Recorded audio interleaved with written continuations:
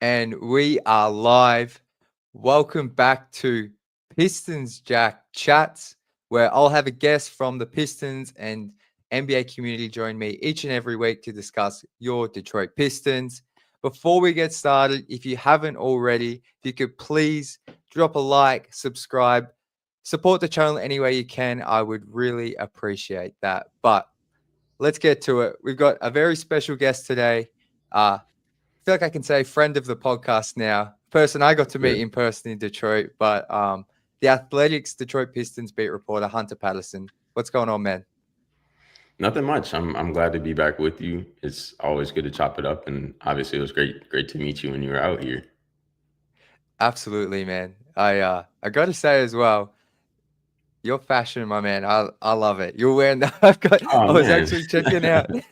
I was checking thank out you, some footage of when we met. I was like, you had this fire on this leather jacket. But thank you, dude, it's bro. so You nice to too. just Same to you. appreciate you, man. It was so nice to meet you in person. Like it was briefly, so hopefully when I'm back next time we can spend a bit more time. But just so nice to meet you in person, man. It was Same. super cool. And but yeah, I have to ask you. So last time we had you on the show, it was the end of December. So hmm and you'd only just kind of settled into Detroit. It's now been 3 to 4 months hmm since that last time. How is life in Detroit for you? It's been a lot of fun. I think even away from just the Pistons, I've enjoyed. When I first moved out here, it was kind of when the Lions were in the middle of their playoff push, so people were driving around with Lions flags on their cars and things like that. So it was like fun energy, even though it was really cold. Me being from California, but the food is good. I like the people. People here are really nice. I get a lot of food suggestions anytime I tell people I'm new here, and yeah, I live downtown, and everything that I need is close. The arena's not far. Practice facilities close. So yeah, I'm loving it here in Detroit so far. No, that's awesome, man. I have to say, like, I haven't explored that much of the US, but the people of Detroit were by far my favorite that I've come across in the few cities I've been to. So nice, so genuine, good sense of humor. Yeah. Like even I don't know, do you have a car? Like, or because I was hmm Ubering and even the Uber drivers were hilarious. So I'm not sure if you got to experience that, but I Yeah, had some I good have my chats with the Uber drivers. Yeah, I have my car out here now, but for the first month or so when I was waiting for my car to get here, that was where I got most of my food suggestions and things like that was from my Lyft drivers. So everybody was cool. Yeah, no, the people are awesome, man, and no, it's a really nice city. But let's get into it. I was gonna start the show talking some playoffs, but I hmm think we'll address the Cade Cunningham injury update. I'll just turn it to you. I think we saw the injury report has him listed as out, but yeah, is there any other insights you can share just surrounding that? Yeah, he hasn't played obviously since they've been back from the 3 game road trip, and the injury must have happened in the last game he played in, obviously when they were in Dallas. And being at that game, I think I do remember him reaching down and kind of grabbing his leg, but it didn't seem like anything serious at the time. He finished the game. It didn't seem like the leg was really bothering him in that game to me. And once we got back, he warmed up a little bit later than he usually does pregame for that first game against the Pelicans. But he still warmed up and looked fine. It didn't look like he was having any issues moving. But then they ruled him out, and it was against depleted Pelicans team without Zion. So they had just gotten back from a road trip. It seemed like the sensible thing to do if he was having any kind of discomfort, which it didn't seem like he was based on just watching him move. And there was a practice or shoot around eventually after that, I think, for the next game against the Spurs a few days ago. And he was there. He looked fine. He went through his normal pregame workout. Didn't look like he was hindered at all. Um, and eventually, obviously, didn't play that game. Um, and for the portion of practice we saw, he obviously could have been there and left before we saw. But we didn't get a chance to see him today. But I mean, each time I've seen him, he's looked fine. There hasn't been any limping. There's not like any moping or like concern from him. He seems fine. He's joking. He's laughing the same way he always is. So obviously, I'm not in the locker room. I'm not a part of the front office. I don't know what the reasons are behind the decisions. But from my perspective, Cade looks fine. He doesn't seem any different. So, yeah. Yeah, no, that's really good insight, and I think like thank you for sharing that. Do you guys just with the practice? Are you allowed in there the whole time, or is it just at the end when they're doing kind of their warm down, like maybe one-on-one stuff? Yeah, it's like when they're usually doing whatever they do after the team practice, we're definitely not allowed to be in there for the entirety of the practice. They have closed practice every time. And yeah, so that's not anything we're allowed to be a part of. And also to make note, it's not like Cade was the only one who wasn't there. There's usually a big chunk of the team that's not there for that portion, whether they're getting treatment, whether they have like their own individual weightlifting after practice. So there's like a ton of things that could have been going on that could have had his attention. And again, about half the team wasn't there at the time either. So that to me wasn't anything that made me raise my antennas or anything. No, that's good to hear. I think like whilst I think some of the fan base is slightly overreacting, I do understand why they're freaking out because of the Dame Lillard update that came out a couple of days ago. I don't think it's that. I'm just not even going to discuss it like it's that. I hope it's not that. But yeah, I think as well, you don't have to respond to this, but this is just my like a random thought I had. I did tweet it out. Like he hit the 65 game mark, I think the game before the Dallas game. And then part of me just thinks maybe if they weren't playing in Dallas for game 66, because obviously with the 65 games, he's now eligible for awards.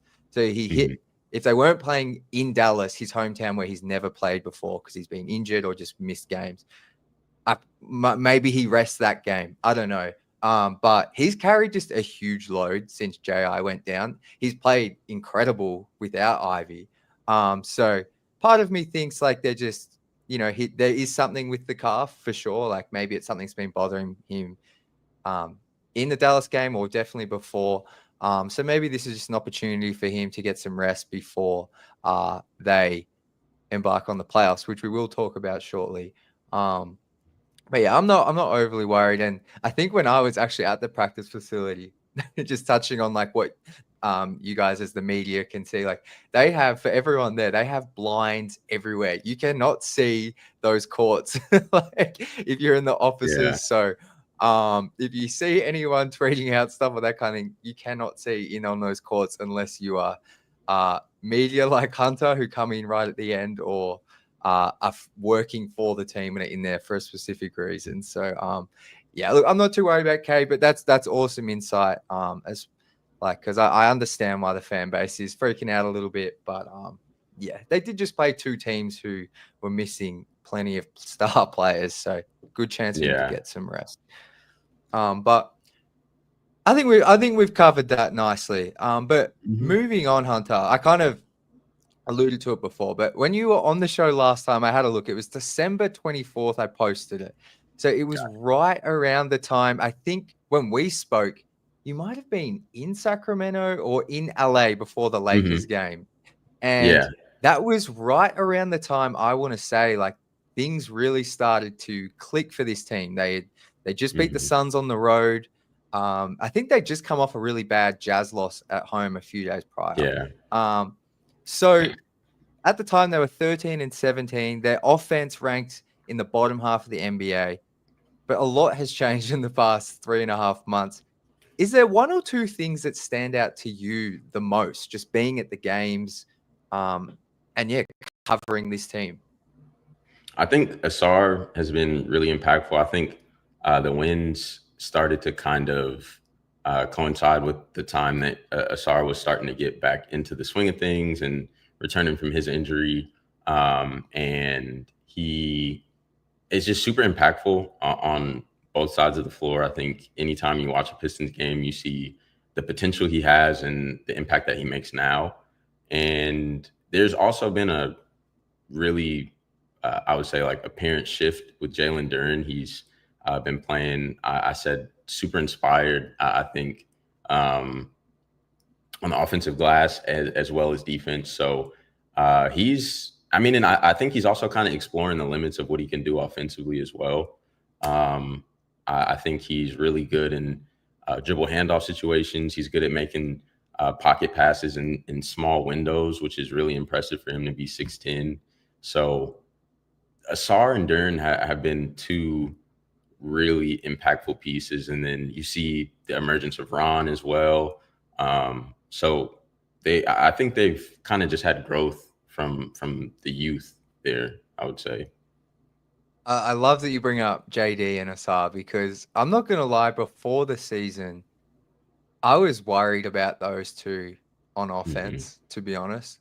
Um, just because of the shooting, really, and just because what teams around Cade in the past, like someone someone on the post game stream brought up that last season the Pistons opening night they had Isaiah Stewart, JD, Asar, and Killian Hayes next to Cade. So we've got some spacing scarring as fans, Right. but those two guys have been the way they have meshed offensively and defensively Mm-hmm. has blown my expectations out of the water. I don't have advanced numbers, but I think on defense, just how much having a Asar out there has helped a guy like JD. Like he's not having to, like even if he still has a few issues like protecting the rim, just with in terms of his positioning, like Asar helps cover that up and take the pressure off him. And then on offense, man, you spoke about the passing from Jalen Duren. Like he's had such a nice like high low game with Asar Mm-hmm. when he cuts, like or when JD's coming off a handoff with Cade. Like it's those two guys have been um awesome. And I know Asar's minutes have fluctuated, but when he's playing 20 minutes or more, I think the Pistons have like some crazy record. So those two have been awesome for sure. Yeah. I wanted to just rattle off some numbers as well. So since that last time we spoke, they're 28 and 15, the fifth most Mhm. wins in the league, second in defensive rating, seventh in offensive rating, and fourth overall in the NBA. I can't imagine you're expecting this kind of team when you got the job to come cover the Detroit Right. Pistons. Yeah, I mean, definitely But not. I wasn't, but they're super fun to watch. One of the there, I believe, I had this in what I wrote earlier today. They are second in fast break points since the post All-Star break. So it's a little bit back, or like month removed from when we last talked, around there, a couple months maybe. But since February-ish, mid-February, they've been getting out and running a lot. They've been doing that pretty consistently throughout the season, but that's coming by way of forcing turnovers. And again, they're over or post All-Star break, they're fourth in steals per game. So they're doing a lot. They're fourth in points off turnovers as well. So I think the defense has picked up and they've been able to be in transition a lot because of that. But one other thing too, just about Asar, I think it's really interesting that his jumper is obviously still developing. And I think when you put him, Tobias, and Duren next to each other, there may, or Tobias plays the three and then Asar will be the four. There may be kind of like spacing issues, but I think a lot of times Asar does a really good job of getting the ball and kind of being forcing himself to be like getting downhill, and kind of closing the gap that defenders give him because he's not able to shoot as well right now. And in those situations, he's a creative passer. He can get to the bucket and draw fouls. So random tidbit I kind of had there on Asar. no, for sure. He's so good at like, yeah, like cutting. But then if he has the ball, like eating up that space, Hmm. they leave ahead in front of him to like draw the defender. And man, honestly, on some of these cuts as well, like him and his brother, the way they just from a standing jump can get up and dunk it, like with the speed, like I truly like we know they're freakish athletes, but that as well has Hmm. just helped so much, like just with how quickly he can get up. But I just want to bring up this comment here as well because I was getting a lot of this when I was in Detroit. So, is Hunter or JB the reason the Pistons have tripled their win total? Because no, dude, I'm like, so some people would be like to me, Jack, you're the good luck charm, and then there's a Yeah. heap of people like, so ever since Hunter and Jack have started doing Pistons full time, they can't lose. So, Nah, that's there's, that's you. That's JB. That's K being an all-star. I'm yeah, just here. That's not I me at just all. I've had plenty of people say, man, it's Hunter, it's Hunter. So Nah, plenty of that's love for funny. you That's here not in the me. chat, man. But we spoke about it last time, but just before we move on here, just refresh me. What were your like expectations, or did you have a win total for this team when you were coming here to cover the team? I didn't necessarily have a win total, but I figured they probably would be in contention for the play-in, and they've exceeded my expectations for sure. I didn't think that they would be, I believe they're top 5 right now in the East, so didn't think that they would be playing this well. Didn't know if Cade would necessarily blossom into an all-star. I knew he was really talented and potentially all NBA at this point, so they've taken a bigger leap than I expected for sure.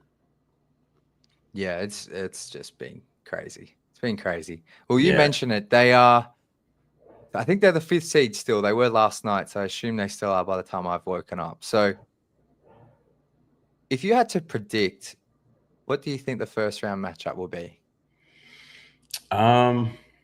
Initially, I thought that they were pretty locked in to play against the Knicks, and I thought that was a good matchup for them. I think with them being in the 5th seed now, they would be playing the Pacers. Pieces. Yeah. Right.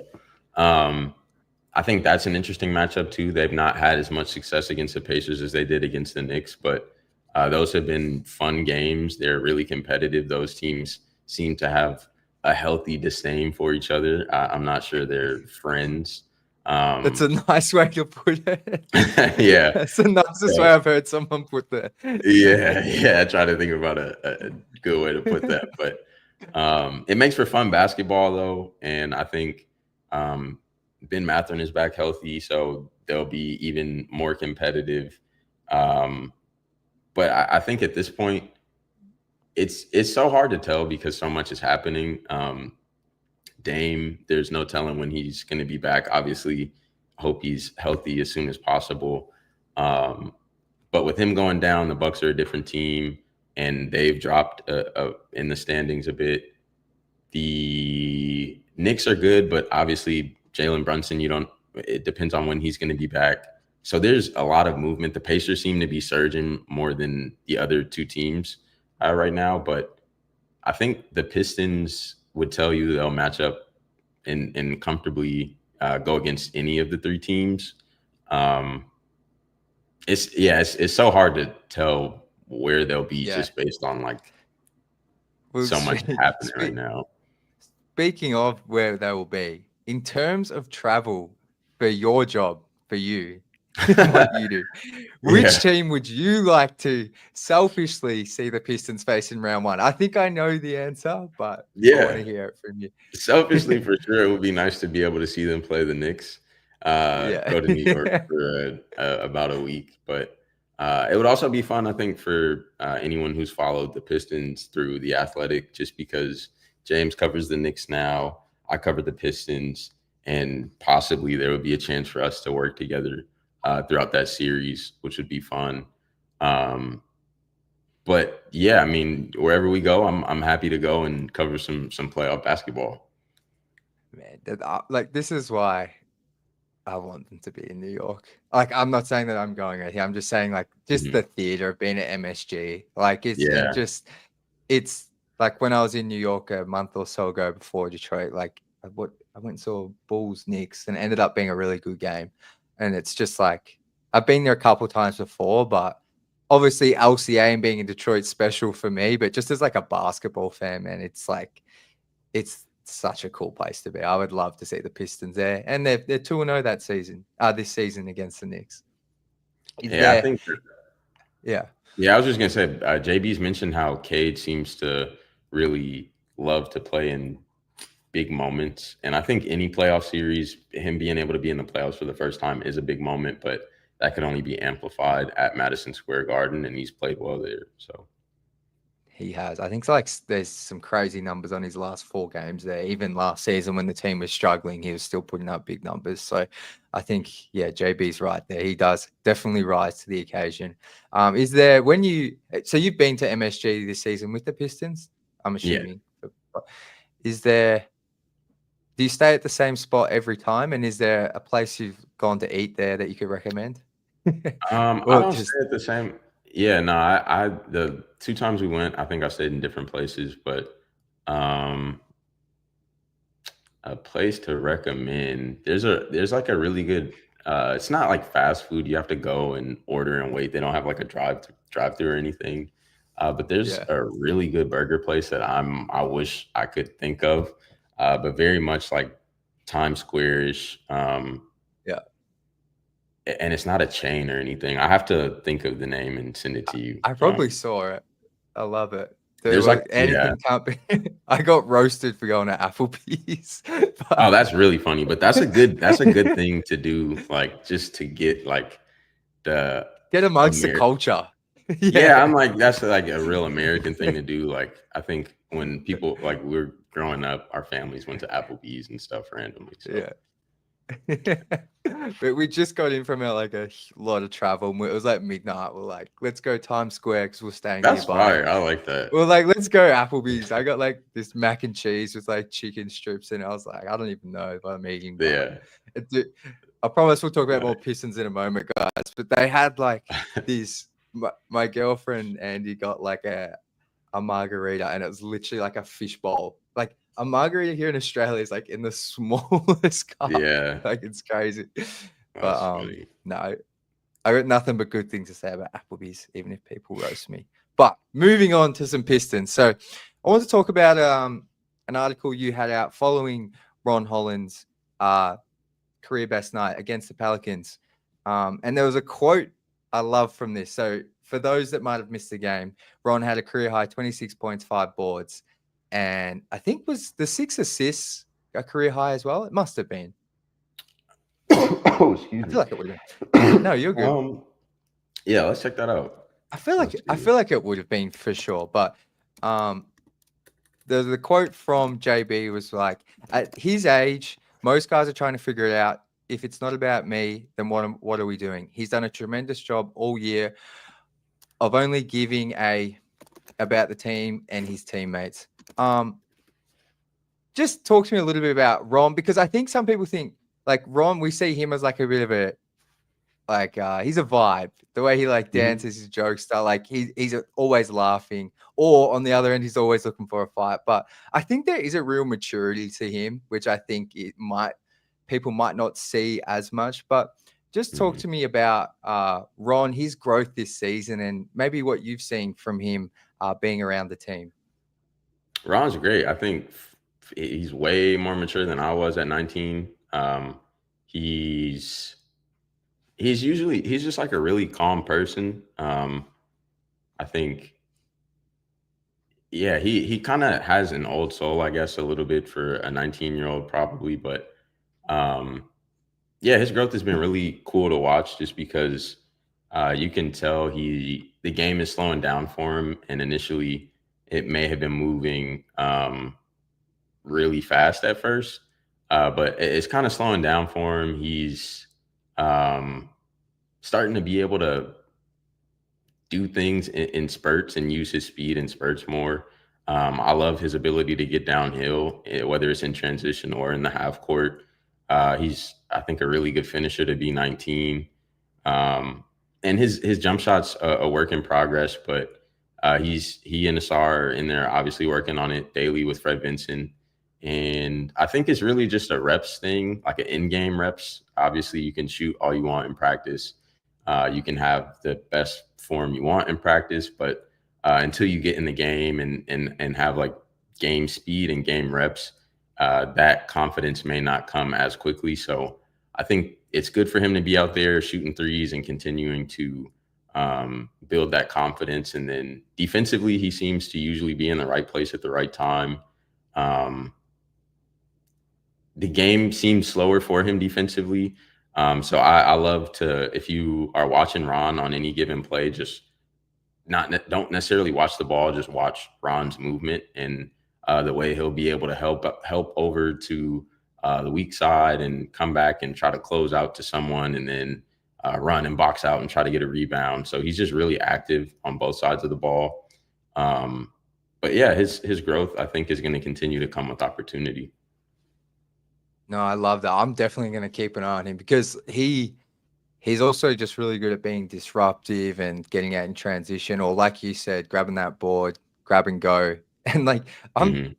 I like genuinely every time he has it in transition, I'm like, this is 2 points. Like he out of the entire team, I'm like, I trust him the most to finish. And that's no shade against anyone else. I'm just like even against the Spurs the other night, his first bucket, it wasn't in Hmm. transition, but he looked like his footwork wasn't great on this kind of half Euro thing. And then he just like threw it up off the glass. It went in. I'm like, this guy's finishing is like it might not always look pretty, but he's just got a knack for like putting it in or even getting to the free throw line. Like it's been really impressive.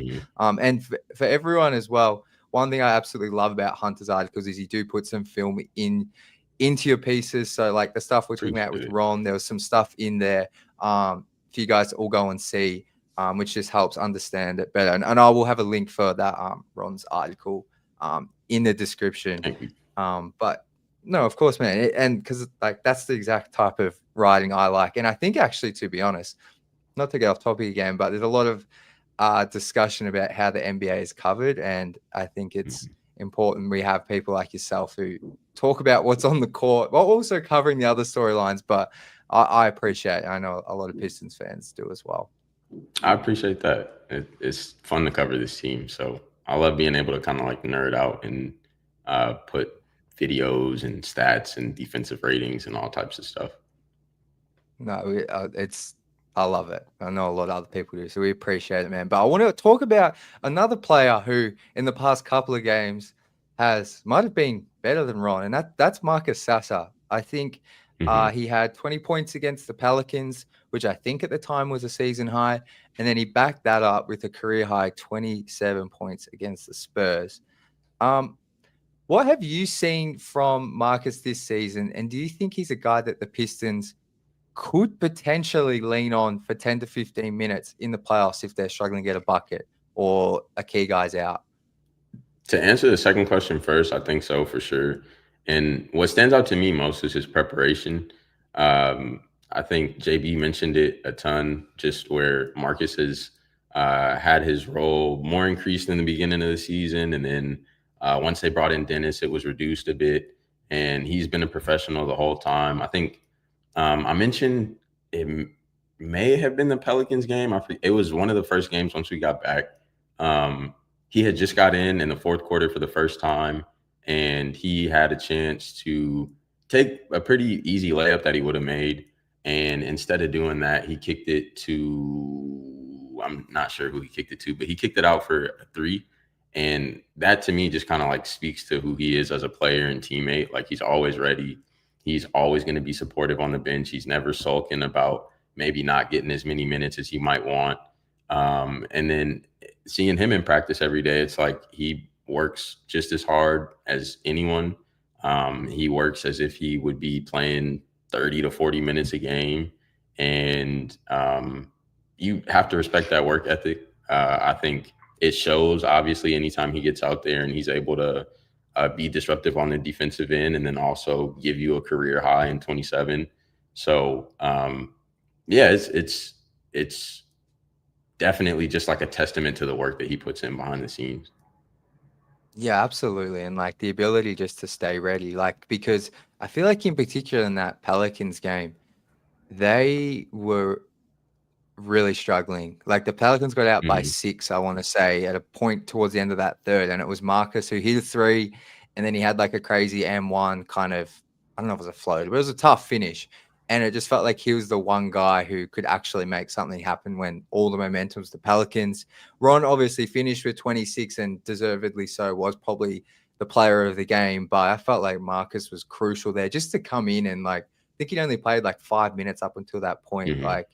Um, I was really excited when they drafted him because at the time there wasn't many shooters on the team, and I just loved his shot making ability. Like, if you love basketball, just watching how much space he creates on his step back and Yeah. his handle, like he's just a really enjoyable player to watch. But it's just been nice to see him, even with the fluctuating role, or when they traded for Dennis Schroeder, as excited as the fan base was to get a backup point guard, like if I'm Marcus, I'm just looking at that being like, there goes my like opportunity for the meantime. Like, and so to Mhm. come in and just like step up like that's been huge. And I wanted to ask you because he seems like a really quiet guy, but I know some people like can be different um, on the surface or in front of the cameras than what they are. Have behind closed doors, or is he similar, like softly spoken, quiet guy, or is he a bit more? Is he different?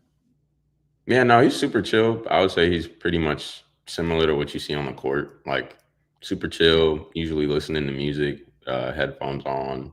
Um, but it's not like he avoids talking or anything. Like Yeah. obviously he's having conversations with people. But yeah, he's pretty similar. Like just super chill, relaxed, composed.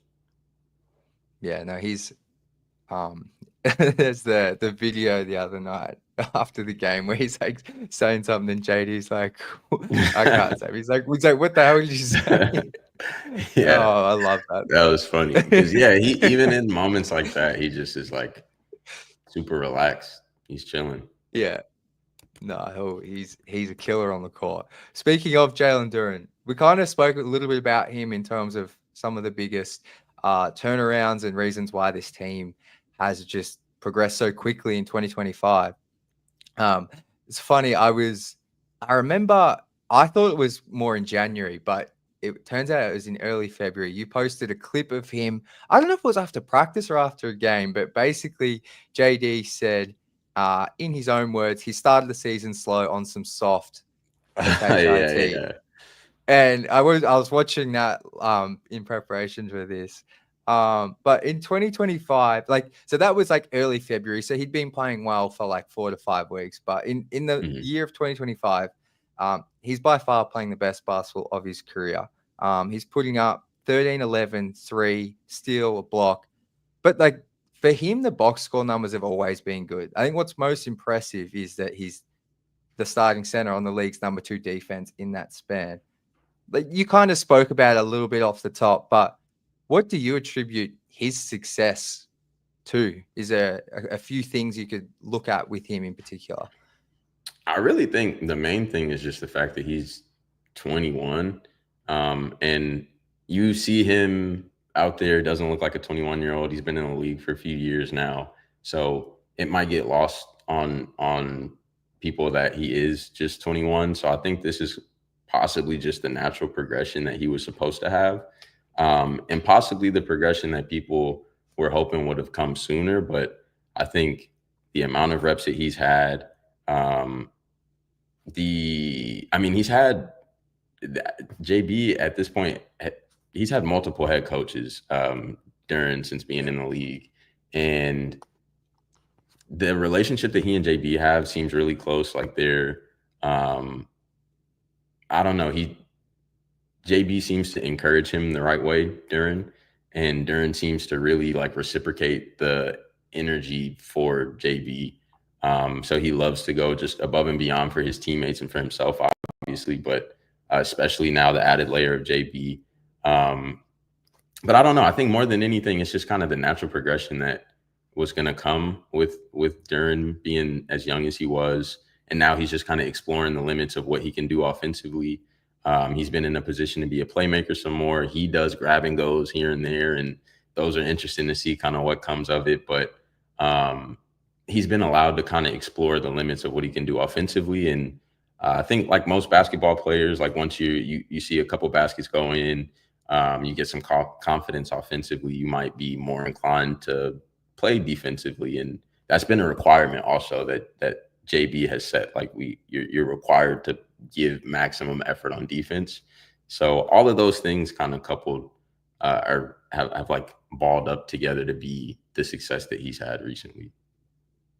No, I love that you bring up the coaching thing because I know I certainly forget it And I assume some of the fans might like Jalen Duren and Jaden Ivey have had a different coach every season of their That's what three. I And was thinking. Yeah. yeah, so then it's a great point from you. Like that just made me realize, like, oh my god, yeah, they had Dwayne Casey in their rookie year. And I think JB, yeah, has done such a masterful job of like just pulling the right strings. Like because in those first 2 months of the season, like Stu and JD were like pretty much splitting minutes. Like they were playing like 23, 24 each a game. And Mhm. you know, it's not like JB's played any favorites or because Duran's technically, you know, he started last season, maybe has a Right. higher potential. Like there's been no like gifting of minutes, which is something Mhm. JB said from the start. But you know, even in that Dallas game, I'm pretty sure they closed with Stu because JD was just having issues that game in the Mhm. last quarter. So um, I think, yeah, like, and I think as well, like the team, like having a guy like Stu behind him who's just more than Yeah. happy to be the backup behind him. They seem really close Mhm. on and off the court. So, but JD, Even like Paul Reed he's too. I think like yeah, he's been exactly. a good addition to just they're just like a really supportive group. I don't think there's any like animosity about who gets more playing time or anything like that. They like the big man group between those three, they're all really happy for each other. It's no, it's a great point. Like, I mean, chemistry I overall, mean, but yeah, that goes like for the Paul, entire yeah, team, by the way, too. But yeah. yeah, no, but it's funny you say it because when they got Paul Reed, I don't know if you were covering the team. No, you probably, but either way, when they got Paul Reed, the discussion was like, oh, so wait, Paul, 'cause everyone just assumed Paul Reed was going to be the backup, just a fan base. Hmm. But you know, because B-Will Paul started for Philly in play. I mean, came off the bench in Philly for playoff games, Yeah. started for them when Embiid was out. So that's a great shout out as well. Because Paul Reed just seems like a chill, funny guy as well. Hmm. I don't know For why he sure. just does, but yeah, JB's been exceptional. We got Tom Herr in here. Man, Hunter's voice is deep. Do you get that Yeah. much? Yeah, for sure. But I mean, that's glad to be on the pod for sure. Use the voice. And guys, I have seen a couple of questions in here which we'll hit at the end, so I'm not ignoring them. We're just going to stick to the outline here. Um, Quick question here, just on Jalen Duren and Jaden Ivey. Both of them are extension eligible. I said the other day, like I would probably just offer extensions to them because of how they've played for Hmm. their each half a season and just the chemistry and how this team's developing. What do you see the Pistons doing? I think I'd for sure offer them extensions, even just beyond like what they do on the court. I think this group is really close. I think those two, even though they're so young, like Stu being the longest tenured Piston on this team is really funny. Um, Yeah. but yeah, I think those two, they're kind of like the fabric of this young group, obviously including Cade and Asar and everybody. But those two, I could see for sure during with the way he's been playing in 2025, he's made it kind of hard not to do that. And then uh, Ivy obviously has missed a pretty big chunk of the season since January 1st. But the way he was playing, he was on pace to have a career year the same way Duren is. Um, so I don't think the injury is going to change how they view him or any extension that they might want to offer him.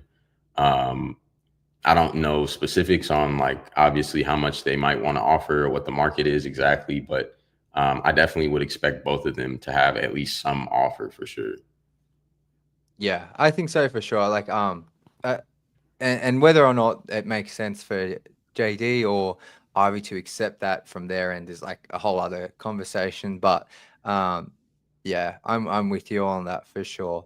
I may as well just ask this question while we're talking about Mhm. Jaden Ivy. Trick Shot Bros wants to know: do you think Jaden Ivey will return this season? I guess just more so, is there any updates or insights you could share? We've seen some clips of him running around, which is awesome, but yeah, just any update there. Not really. I mean, he's obviously been at games. He's you see how he's moving around at games. He's fine, or it seems like he's moving around fine. Um, but he's not. He's obviously we don't see him like he's not out there practicing or anything like with the team. Obviously, that's not anything we would see. Or so yeah, it's kind of just more or less the same. I think he's in the rehab process. I think he's still trying to get his strength back. So I have no clue. I definitely never want to speculate about anything like that. But it seems like he's at a comfortable pace with his rehab, and he definitely seems in good spirits when we were able to talk to him. But he in that interview definitely wasn't like, he didn't pinpoint any date or anything. He was just, I think, much more focused on like the day to day of like, I want to get back so bad, so I'm putting in like as much effort as I can. Um, Yeah. so yeah, I don't. That's a hard one. I don't know if it. I don't. No, that's perfect. I think as well I think when he last spoke, or I want to say it was like a week and a half ago, the Mm-hmm. release was he'll be reevaluated in 4 weeks' time, which I think at that time was the end of the season. So that doesn't mean he'll be back to play, but just for those Mm-hmm. watching, I think we will hear at least some sort of update in the next 2.5 weeks. But I've got a Sure. couple of, so we're going to do some rapid fire awards questions Mm-hmm. for Pistons in those races, and then we're going to close it out with some fan submitted questions and a couple from me as well. Perfect. So we'll go through these. Is Cade Cunningham a lock for all NBA? And if so, which team? I think so. It's hard to say lock just because there's so many talented players in the NBA, obviously. Yeah. But I think with he's been hovering around 25, 9, and 6 or 7 this season, and it seems like the NBA as a whole, with the posts and things that they've made, are recognizing how talented he is. Um, so I definitely think he'll make an All NBA team. Um, I think I'm not even sure who would be. I mean, first team So I'll, Shea is probably going to get the point guard. What were and you gonna then say? so I think the names I keep seeing just to help you out is, so you got Shea, Mhm, who's a lock, but then it's Donovan Mitchell, who's probably the starting two. And then mhm. in the second team, a lot of people are talking about Anthony Edwards, Brunson, and Cade. And then there's been some Okay. buzz on Curry because of the Warriors since the trade Oh, deadline of yeah. really. So those are kind of the names that I keep hearing. Okay. So I Yeah, I still mean, think of he's gonna. those, Yeah, yeah, I would say he's had a better season than Ant. I would say he's had uh, yeah, I mean, I personally see him being second team, yeah, um, just based on I'm the with you. turnaround the Pistons have had, the fact that he was an all-star, the fact that he's um, third in assists this year, top 15-ish in points, which is crazy. Averaging 25, you're only like top 15. Um, I believe it's top 10, top 15, something in that ballpark. He's But he's 10th in scoring. I was looking at there this we go. yesterday for something I'm Yes. working on. It's crazy. Yeah. Yeah. So all things considered, I think just Cade is probably going to get maybe second team. But Yeah. either way, I would definitely expect him to be on an all NBA team.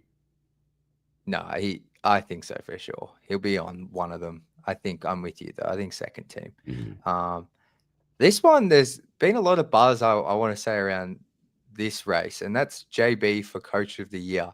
It's mainly because the Cavs, I think they lost 4 in a row, um, Mhm. and things are not looking shaky. They're still the number 1 seed in the East, Right. but they now don't technically have the best record in the NBA. Where do you think JB finishes in that Coach of the Year race? I think he should either be coach of the year or runner up, I would say. Yeah, Just because obviously what Kenny has done with the Cavs has been really impressive. Um, Even Mark Dagnall, I think he's done obviously a really great job, and he's been like um, just super creative with how he runs their sets and things. So those two obviously are in the mix, but I think taking a 14 win team, and obviously adding pieces in Tobias, uh, Tim Hardaway, Malik, Paul Reed. There's reinforcements, yes, but JB has been just super impactful. There's been plenty of times throughout the season where um, players have said, well, even if he doesn't necessarily agree with the call, he's going to have our back and try to not necessarily like argue on our behalf, but he's going to be on our side to the referees. And when we see things like that, that makes us want to go even harder for him. So I think all things considered, JB should definitely be coach of the year, runner up. But obviously with what Kenny is doing with the Cavs is super impressive as well. For sure. I'm with you once again. I think he's in the top two. Mm-hmm. Definitely. And we'll see what happens. But he brought something up there. What was your reaction to following that OKC game, the JB's presser? And what was the vibe like in the room? Did you guys, once he walked out, all kind of laugh? Were you guys like, oh wow, that was great. That's gonna go viral? Like No, you just felt his intensity. I think it's just like a yeah. testament to like how much he really, really genuinely cares. Like, I don't think any of that was fabricated. I think it was really just him being frustrated with just like lack of calls and things for his team. But yeah, I think that was just like a perfect display of the passion that he has and how much he cares about the team. Um, and yeah, I mean, we knew he was serious. It wasn't like anyone was like laughing or anything. Like you could see how frustrated he was and how much it meant to him. And then obviously just kind of reading the room, everyone knew like no one's gonna be like, oh hey JB, like one more question after that. Like you like, yeah, you just let him do his thing and yeah, that kind of was how it went. Hey, respect to you guys though. I was in the press room after one of the games. I wasn't allowed to ask questions or anything, but it is an intense environment in there. Like, I am Yeah. not built for that stuff. That was after a win, and I was like, "This is intense." Yeah. No, I feel that. shout, shout out to you and all the good beat reporters. But the last award we'll touch on here, Malik Beasley for Sixth Man of the Year. I saw someone in the comments bring this up as well, but. I think this is like the most likely one a Piston could win. I feel like I'm trying to think of some of the other names. Mhm. Like there's Peyton Pritchard and who's the guy on the Cavs? Oh my Would it god, be why am I Ty? blanking? Ty Jerome starts Ty though, Jerome. doesn't he? Okay, Oh, okay. does he? I'm Yeah, not I think sure Ty to be Jerome's. honest. I think he's been starting Yeah. recently. Okay. Well, I feel like though when Donovan and both Garland are playing, I guess he would come off the bench, but. Mhm. Those are some of the names I've heard, but I feel like Bees has an awesome case for this award.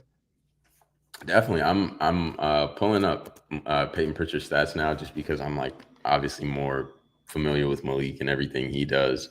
Um Malik has the advantage in scoring, Yeah, not in field goal percentage or 3-point percentage. Or actually he does have the 3-point. advantage in 3-point percentage, yes. Ooh, yeah, this is a good one. I think just because the success that the Celtics have had, people will probably like lean toward Peyton Pritchard. They're on national TV a ton, so like you see Yeah, him all the time. Um, but Malik, he's just as much a part of the revamp of this team as anyone really, and he has a case. Obviously, like I said, he's averaging more points. But Peyton Pritchard is it's probably leaning toward him just because of the team success and the amount of times you get to watch him play. yeah. I hope it's Malik, but I think what you've laid out is right. Like they're on national TV a ton. They won the championship. Mm-hmm. When Peyton Pritchard gets hot, I saw it in person when the Celtics came to town in Detroit. It was only in the first half, but he was hitting everything. Like he's a pretty fun player to Yeah, watch. he is. Malik obviously is too as well, but just in the Mm-hmm. sense of like the Celtics are much more front of mind for people. So we'll see what happens. Can see some people talking about most improved award, but I don't want to take up too much of your time, Hunter. I've got a couple of fan submitted All good. questions here, and then a couple from me. I want to close Mm-hmm. out with here. So this one's from Tom Herr, Korean Pistons fan, who I know is in here watching now. He wants to know, what is your favorite spot to eat in Detroit?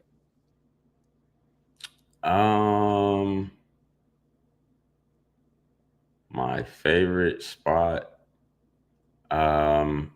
If I just want like I actually just went here earlier today, but there's a bar that has like a really, really good burger. It's called like Andrew's. I think it's like Yeah. Andrew's on the corner. It's really close to my apartment. And yeah, like the burger there is just super consistent, really good. Love that. And then there's an Italian place that I need to look up really quick. I I love it. forgot the name Italian's of it my favorite, already. man. Me too. Me too.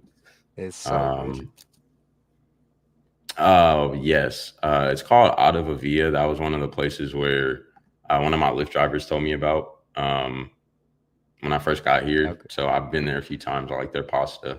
So those are Love two it. that I really Is that like. downtown? I'll have to check that out whenever I'm back next because I didn't get. Yeah, Yeah. yeah, it's here downtown. It's fire. There's like a bunch of Love things it. that I want to try on the menu and I haven't been able to yet. But Yeah. the things that I have tried are good. Maybe we'll grab dinner when I'm back. Yeah, let's do it. Let's do it. I love Italian, man. Me So too. Tom also had this question for you. Which Coney dog do you prefer, American or Lafayette? I don't even know if you've tried these, but To be Tom... honest, yeah, I was about to say, I am so sorry to all of everyone who's from Detroit here on this. I have not been to Coney yet. I'm not really sure what they're like most known for. I don't know if it's like hot dogs or burgers or what. But I'm not really like Coney dog sounds like something that I've heard before. So you don't even know what they look like? No, bro. Like I haven't even stepped foot in there. I'm sorry, y'all. That's I haven't hilarious. even stepped foot in there. No. No. Let me explain a little bit. So American is downtown. I went and tried it, and it's just like a hot dog, and it had like chili and onion on top, like a chili sauce and onion on top. Someone Okay. in the chat might correct me, but that's what it was to me. It's just like a hot dog with that on top. Lafayette, that one was closed down when I was there due to a rat infestation, so I didn't get to try it. But I will say, so I can't give too much insight, but I will say the American one was nice, and the staff and everyone there was really That's lovely. funny. No, That's hilarious. You didn't even know what they look like, bro. I had no idea. I'm sorry, y'all, but yeah, I don't eat like hot dogs like that, so I wouldn't do like chili dog or anything. My stomach would be killing me. But yeah, I know, like I've been definitely into the Detroit pizza. I like Jets. There's a Jets not far, so yeah. Yeah, that's another one. But not Coney. I have not Coney. I have not had that. I have Buddy's Pizza. Man, we were so bad. We just Uber Eats everything because we pretty much had stuff on every night. So I didn't really get a chance to go out. But man, I Uber Eats some Buddies. That the pepperoni was I want to try theirs. Like, yeah, I need to try them too. I will say our order got stolen twice on Uber Eats, but the third time and it actually came, it was worth the wait. Yeah. So, but I had a lot of people tell me about Jets as well, so I'll definitely have to try that. Change the pace a little bit quickly back to the Pistons. So, Mark Wilkinson wants to know, what is the Devin Booker trade package for Detroit if you were to leave the Suns? Big one for you, but yeah, that's why I'm like, that's why I'm laughing. I'm like,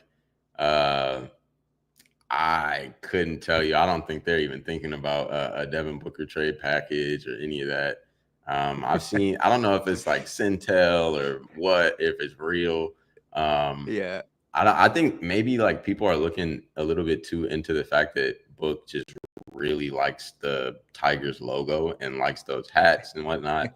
I don't know if there's any interest on his end. I think the Pistons are very happy with what they have. I don't think they're even entertaining like any trades for anything like that. No, I dreamt a bit about it, but I think I've like come back to I'm in on JI and this young core. Let them rock it out a bit more. But yeah, I think so you're probably not familiar with this, but there's a Twitter account called Andre Stans, which hold on. Yeah, no, I peeped. I know Book is from Michigan. I peeped that much, but yeah, he is. Yeah, I'm saying like he obviously is like always like rocking. I do the same thing with like A's hats. Yeah. But yeah, I think he just like is proud of being from here and likes the logo and everything. Yeah. No, for sure. Well, look, we'll Well, see yeah, what what were you saying happens. though? But My bad, I cut you off. no, there was an account. He disguised. It's a Pistons account, but he's called Andre Stands, and he'll all off season change his name to like Hoop Central and put the photo and just tweet out Oh, fake that's stuff. And funny. he tweeted out one the other day that actually went viral. It was like there's the one about someone from the Athletic saying anonymously that 80 to 90% chance Devin Booker wants to come to Oh Detroit or man, I something. actually And remember it had seeing that. everyone. Dude, they were talking about it on FanDuel Sports with Lou Williams and like it like got a lot of people. Yeah, I Totally remember the bagged. first time I saw it, and like I didn't like it kind of got me at first, but I'm like, I went to go look at our page to see like where did this come from? And then I'm like, oh, okay, yeah, like I see. He's gotten me once before, and he gets everyone. He's good, but That's it's funny. ridiculous. But moving on, one from me. One place you have to visit in Detroit or Michigan that you've been. Is there a place like one I could recommend was the museum. The arts museum was crazy when I was there. Ooh, But which museum was this? You said the I auto should know. museum? No, it was like art. I'm so bad. I think it was the D. Is it Okay. DEA? DIA? The one that I'm thinking about that I only just went to earlier this month, I think. Yeah, earlier this month. It's just a Motown museum. Yeah. That was super cool. Just getting to see like different like Michael Jackson donated different like a glove and a hat, I think, a fedora, Oh, let me really? be specific. And then you get to see like the space where a lot of the music was recorded. There was like the guide was really cool. Like he was giving us a bunch of different facts and stuff about like each room. And so any music heads, I'm sure like being from Detroit, obviously like you've probably already been. But for me not being from here to be able to see that, learn about just being in the same room that like so much legendary music was recorded, it was super cool. So I would say the Motown Museum. Love that. It sounds like I need to check that out. For some reason, when you said that initially, I was thinking of like cars and stuff. I don't know why. Oh no, But man, yeah, I can see that that sounds too. incredible. And thankfully, some people have corrected me in the comments. It's the DIA, Detroit Institute of There Art. we That's go. where I went, and I need to was check really that cool. out. But that was, man, that's crazy. Some of the artwork on the ceilings. I was like, yeah, this is cool. I'm not even into art, but I was just like, this is cool. Yeah, I But need to check that out. couple more here before we wrap it up. Thanks for staying on as well, my man. So Of course. I've seen you've had some tricky travel experiences on your Instagram stories. Man. But Yeah. so I've got kind of a two-parter here. And maybe this will all tie into one. Any funny stories or interesting ones you can share being on the beat with the team so far? And the second part was what is your worst travel experience so far? Because I've seen you put some up, and it always makes me laugh. No, I'm trying to think about like funny experiences specifically with the team. They're just all like really funny and personable. Like none of them are like unapproachable. Like that's just the coolest thing. Like if there's music playing in the locker room, you can connect over music. I mean, we mentioned fashion. I really like fashion. Obviously, they're able to afford things that I can't, but like I'm aware of what they are and Rolexes and different things. So just being like roughly the same age as them, I'm 28. So I would be an OG on that team, which is crazy. But yeah, I think they're just a fun bunch to be around in general. So not really one specific moment that comes to mind. But yeah, there's been so many funny, I mean, not in the moment funny situations with like travel, but there was another one that I didn't even tweet about because I was like, I'm sounding like a broken record. Forgot what it was. Like, I got stuck in like Atlanta again. That's like the worst place for me personally to be in an airport. Um, yeah, it's just the worst. But yeah, the No, worst situation I've ever had was in Atlanta. It was this most recent trip. The first game they played in New Orleans. I had a connecting flight. I always leave to get to the city that they play in the day before the game, so I don't have to deal with like getting there, shoot around and whatnot. But um, I was supposed to leave that day. I had a connecting flight in Atlanta. My flight got pushed back until it was like an evening flight. I was supposed to leave around 9 from Atlanta. It got pushed back until like 1 in the morning. And I'm like, okay, at this point, they're just going to keep pushing it back. I'm not going to stay here. So I wanted to get my luggage. Obviously, everything I have is in there. Thankfully, I have my laptop and backpack. But like my clothes, my like toothbrush, all my toiletries and stuff is in my backpack. So they said that they had ordered it from baggage claim or wherever it was. And so I waited a couple hours thinking that my bag was going to be there. And they told me that it was like, oh, in transit. Like I had gone back to check. And then eventually, like 3 hours or 2.5 hours goes by. And I'm like, hey, guys, like, is there an update? And they're like, yeah, you're not going to get it till the morning. So I had already booked a hotel in Atlanta, thankfully. I went there for like a couple hours because by this point, it's already like 1 o'clock, and then my flight to go back is at like 7 or 8. So by the time I got to New Orleans, I basically had time to like get food, get dressed, shower and everything, and then like head to the arena.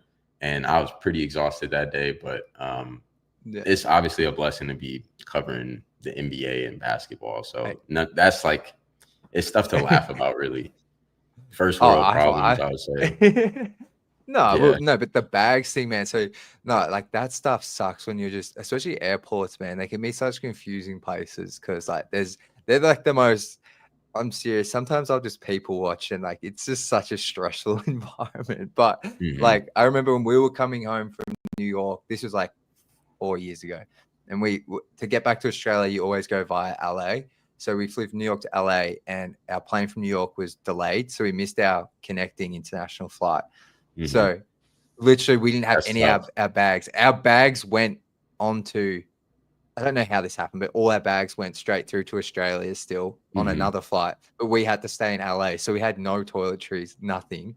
So we had to go to like Target, buy all this stuff. That's crazy. But they ended up like the airline paid for the hotel for the night. And we got to spend like our flight wasn't until really late the next day. So we got a day in LA that was actually really fun. I actually went down to Venice Beach and hooped. So I had a great time. But that moment when you like realize, oh, I'm not getting my bags and all that. Yeah, that sucks. Come on. It's so annoying. Yeah. I see one here about Tech too. He's really cool. He's sometimes like he'll like take over on aux. Usually like 80% of the time it's Jalen Durham playing music. And I've said this a ton, but Jalen Durham's music taste is like way more expensive than you would think for a 21-year-old. He was playing like Slick Rick a couple of nights ago in the locker room, which is like, you wouldn't think that. But yeah, he's really impressive with his music taste to be 21. Simone, he'll play music sometimes. He's like usually like in high spirits and stuff. Like he's I guess a bit more serious on the court. But yeah, great dude, really personable. Like literally, I feel like I can repeat the same thing about the entire team. They're all really cool people. No, I like Tech seems like a funny guy as well. Seems like he's got a good sense of humor. Yeah, he laughs a lot. He's always just He's the only international player on the roster, I want to say. He's the only European player or player from outside the US. Oh no, Dennis Schroeder as well. Oh yeah, he's German. But yeah, Tech, he's funny. It doesn't surprise me everything you're saying about him. But I think that's gonna do it, man. I'm just checking my outline, but I think that's this has been a heap of fun. So thank you so much for joining, man. Please I'll have links and everything to all your social media and stuff in the description. where they can find your work at The Athletic. But yeah, just tell the people where they can find you and all that sort of thing. Yeah, my Twitter and Instagram are the same. Just here at the bottom at Hunt Patterson _ and yeah, you can find me at The Athletic. I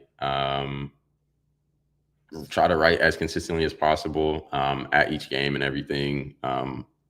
Try to interact as much as I can on Twitter, wherever. So yeah, hit me up. Feel free. I'm definitely enjoying interacting with y'all as much as I'm enjoying being here in Detroit. Absolutely, man. So, guys, please go check out all Hunter's work. Support him where you can. It's top quality stuff. And like I said, I love the way you write, the film you incorporate. So, thank you so much for joining, man. That's going to do it for today's show, guys. If you could please subscribe, like, drop a comment below. Appreciate all of you in the chat. And we'll be back with a post-game live stream after tomorrow's game against Cleveland. But until then, as always, go Pistons.